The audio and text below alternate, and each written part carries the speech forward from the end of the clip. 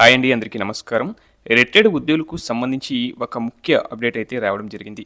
ఇక విషయంలోకి వెళ్తే రెవెన్యూ శాఖలో రామయ్య ఎంఆర్ఓగా పనిచేసి 2024 ఫిబ్రవరిలో రిటైర్డ్ అయ్యారు. రామయ్యకు ప్రతి నెల పెన్షన్ అందుతుంది, కానీ ఇతర ఆర్థిక బెనిఫిట్స్ సుమారు 70 లక్షలు ఇంకా అందలేదు.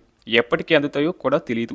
అలాగే టీచర్గా పనిచేసిన రామకృష్ణయ్య 2024 ఏప్రిల్ నెలలో రిటైర్డ్ అయ్యారు. ఈయనకు కూడా ప్రతి నెల పెన్షన్ అందుతుంది, కానీ ఇతర బెనిఫిట్స్ సుమారు ₹1,00,00,000 వరకు ఇవ్వాలంటే ప్రభుత్వం దగ్గర డబ్బులు లేవు.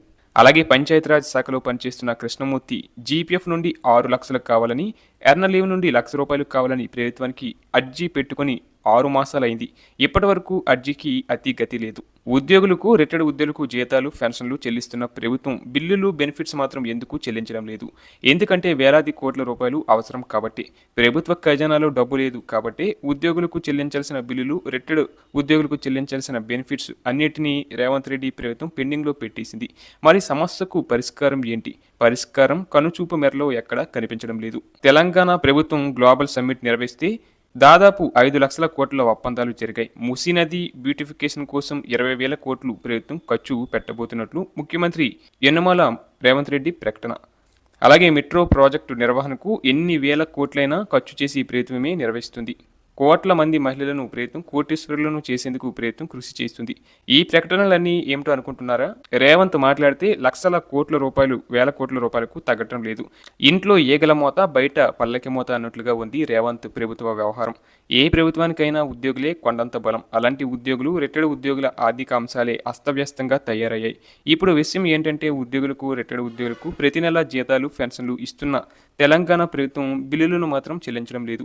ఉద్యోగులు, రిటైర్డ్ ఉద్యోగులకు ప్రభుత్వం నుండి అందాల్సిన రకరకాల బిల్లులు, బకాయిలు సుమారు 12,000 కోట్ల బకాయిలు పేరుకుపోయాయి. ఈ బిల్లులు క్లియర్ అవ్వాలంటే సంసాలు పట్టడం ఖాయం. మరి అప్పటి వరకు ఉద్యోగులు, రిటైర్డ్ ఉద్యోగుల పరిస్థితి ఏంటి? తమ పరిస్థితి ఏంటో తెలియకే లక్షలాది మంది ఉద్యోగులు తలలో బాదుకుంటున్నారు.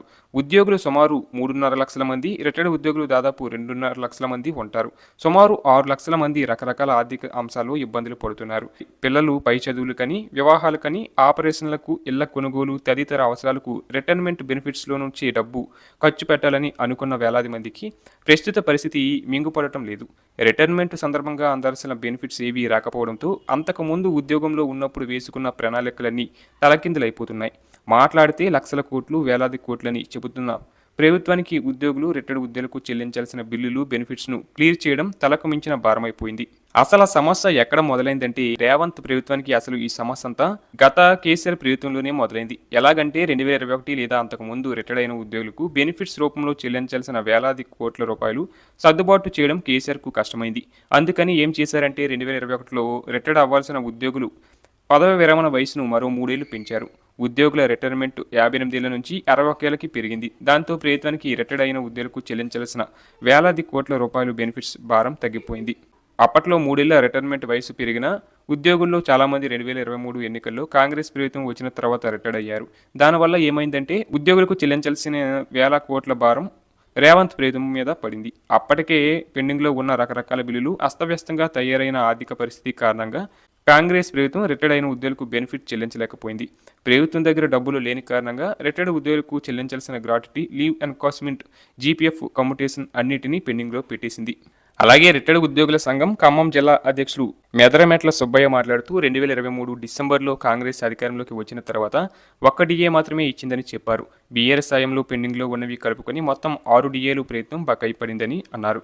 2024 మార్చిలో రిటైర్డ్ అయిన వాళ్లకు gratuity, leave encashment, GPF commutation బకాయిలు పేరుకుపోయాయని చెప్పారు. ఒక్కో ఉద్యోగికి సుమారు 80 లక్షల నుండి 1,50 లక్షల వరకు బెనిఫిట్స్ పెండింగ్లో ఉన్నాయని వివరించారు. 6 మాసాల ముందే ఇచ్చేయాల్సిన జీపీఎఫ్, ఎర్న లీవ్ను కూడా ఇప్పటివరకు ప్రభుత్వం చెల్లించలేదని తీవ్ర అసంతృప్తి వ్యక్తం చేశారు. పెన్షన్లు ప్రతి నెల రెగ్యులర్గా వస్తుందని చెప్పారు.